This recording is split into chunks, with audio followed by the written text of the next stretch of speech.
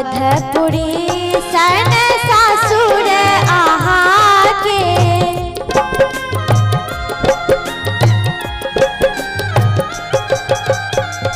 अवधपुरी सन सासुर आहा के।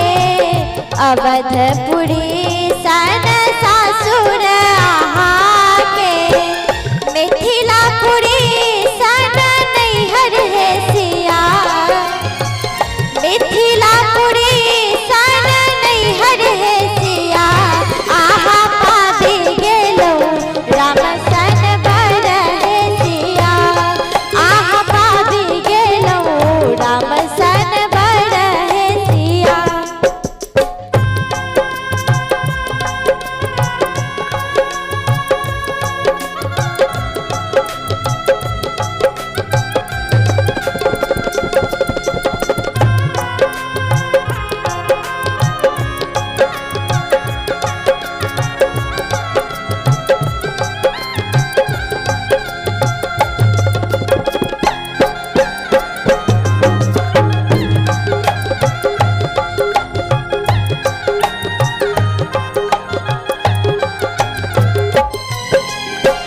राजा दशरथ सन ससुर आहा के।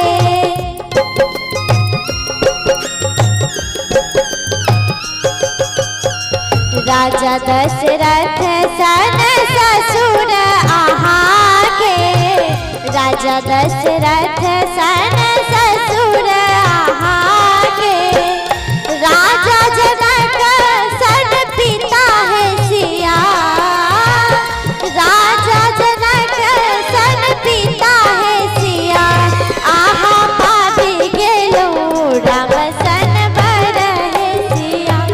आहा पाबी गेलो राम सन बर है सिया।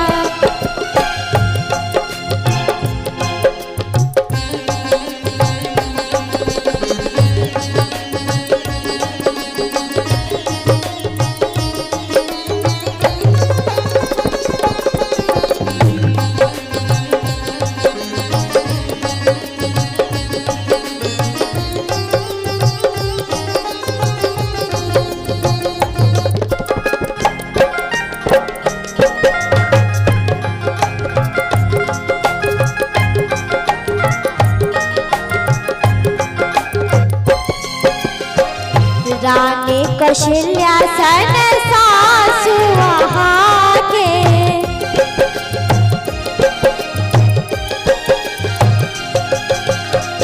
रानी कौशल्या सन सासु आहा के। रानी कौशल्या सन सासु आहा के।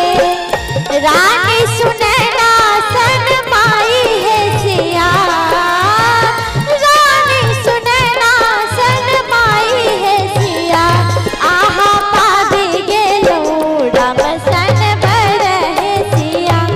आहा पाबी गेलो राम सन बर है सिया। हे सिया हे सिया हे सिया हे सिया हे सिया हे सिया हे सिया हे सिया। आहा पाबी गेलो राम सन बर है सिया। आहा पाबी गेलो राम सन बर है सिया। आहा पाबी गेलो राम सन बर है सिया। आहा पाबी गेलो राम